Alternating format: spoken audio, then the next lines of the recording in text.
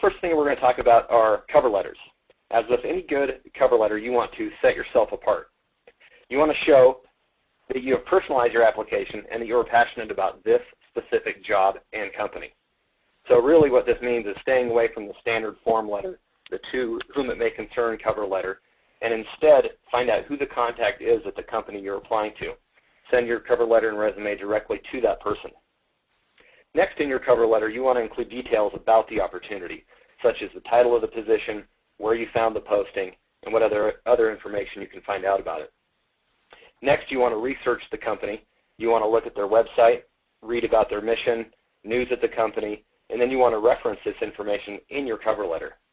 With employers that I talk to every day that are receiving so many cover letters and resumes, it's these type of little things that really stand out to them, showing them that the job seeker is really interested in that position and their company. So this will help you get noticed. The next tip is to sell yourself. Again, with a good cover letter, you want to be able to sell yourself as the best position or best person for this position. You want to explain why your skills and background are a perfect match for the company and for the job, and be very specific. And also with telecommuting jobs, you want to tie in your skills and past experience and how that's going to benefit you in the telecommuting role. For example, being self-disciplined, being focused, being able to work on your own.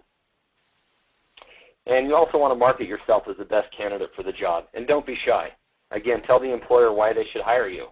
Basically, the bottom line of your cover letter is leave them wanting to know more about you, and that they'll give you a call and discuss the position further.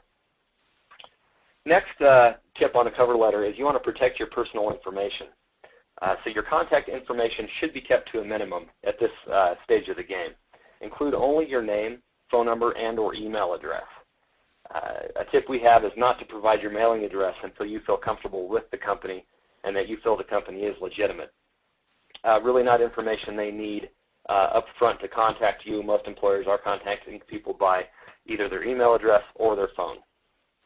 Another good tip for cover letters of what not to include: never include a Social Security number, driver's license, bank account, or credit card numbers. Again, that's not something a legitimate employer would need to know in that process. And again, if it's an employer is asking for that, that's really going to be a red flag to you because they wouldn't need that information up front. So again, these are just a few tips to help you stand out from the crowd when creating a cover letter for a telecommuting position.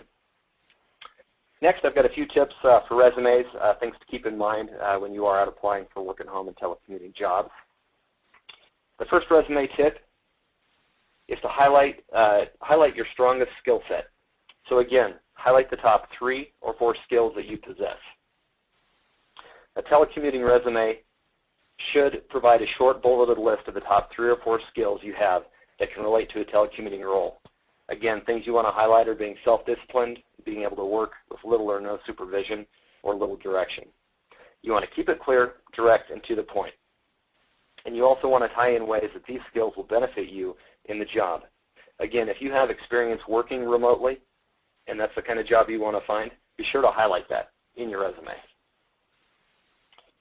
The next tip is to focus on your accomplishments. Again, you want to emphasize tangible goals that you've accomplished instead of just describing tasks. So for example, saying on your resume, accomplished a 97% satisfaction rating, 15% above the company average, or grew the client base by 50% in the first year by targeting a new demographic of potential users. Again, what this is doing is showing what you did that was successful and not just the tasks that you performed on your job. Next on the resume tips is highlighting your educational and your career experience. For career experience, you really want to prioritize your most related experience first and include a brief description and your accomplishments. Next, you want to highlight any telecommuting experience or skills that demonstrate that you are highly organized, self-motivated, and that you have the ability to manage multiple tasks. Again, these are all very important skills if you want to find a job where you can work from home and be a telecommuter. And then lastly, for education, you want to include your highest level of education and any specialized coursework completed. Again, that would be any college degrees or specialized training or classes that you had taken that would relate to the position you're applying for. The last tip for resumes, again, pretty basic stuff, but the format, grammar, and spelling, always good to brush up on. When you're applying for a telecommuting job, you're generally asked to email or upload your resume electronically. A very important point with this is to always use a left alignment in your resumes so that everything is starting on the left-hand side of the page instead of centered. This way it's going to come through electronically to the employer, all left aligned, and lines won't be jumbled. Also, you want to save your resume as a .doc, a .doc file, or a .txt file. Try to stay away from saving it as a .docx, which is a Vista program. Only people that have Vista would be able to open it if it has the X on the end, so you want to make sure it's just a .doc or a .text file. And then always just a basic reminder to do spell check and a grammar check of your resume. Next, we'll talk about precautions to take and questions to ask when you're looking for an online or a work-at-home job. The number one recommendation we have is, again, protect your Social Security number when you're looking for a work-at-home position. Never send your Social Security number to anyone via instant message, email, or an unsecured form on a website. There's just too many chances that it could fall into the wrong hands. Also, you only want to provide a Social Security number after you've accepted a job and you are comfortable with the company and that they need this for a requirement on your tax forms. Any other reason, probably not legitimate, and you'd want to stay away from it. So really, only once you've accepted a position and you need it for the tax form purposes. The next tip we have is to be cautious about how you disseminate your contact information and work history, kind of as we talked about before. You want to limit your contact information when you are looking for a job online. Again, just your name, phone number, or email in correspondence, no need for a home address. Also, it's a good idea to remove work history specifics. For example, if you were employed at a company from June of 06 to July of 08, it's perfectly acceptable to say you were employed there from 2006 to 2008, just to be a little bit more general. And also, again, as we've talked about, never include unique identity information on your correspondence with a company. Again, this would be your Social Security number or driver's license number, bank account number. Again, this should be a red flag to you if a company is asking for it up front. Next, a good question to ask is the hiring company's name in the job listing? Very important. If the name is in the job listing, you are able to do research on the company. You can look them up on the web. You can find out where they're based, what kind of business it is, read company information, that kind of thing. You can also check the Better Business Bureau website.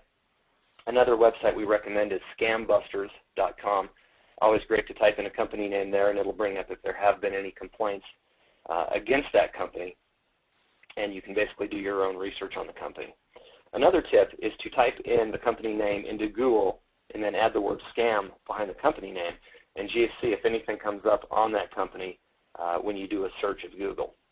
So really the bottom line with company name in a website or company name in a job listing is that if the company name isn't listed, it's probably best to move on from that position and not apply. It's better to err on the side of caution than to send your information to a potential scammer and to someone that you don't know where it's going. Next, another question to ask is, do you need to pay to get the job? Recommendation we give is never to pay for the opportunity to interview or to train for a job. Again, if it's a legitimate job, it should be offering you an hourly rate, a salary, a commission. The exception to keep in mind for telecommuting is that you may be required to supply your own basic equipment you need to do the job, say a computer, a cell phone, especially if you're working as a freelancer or a contract worker.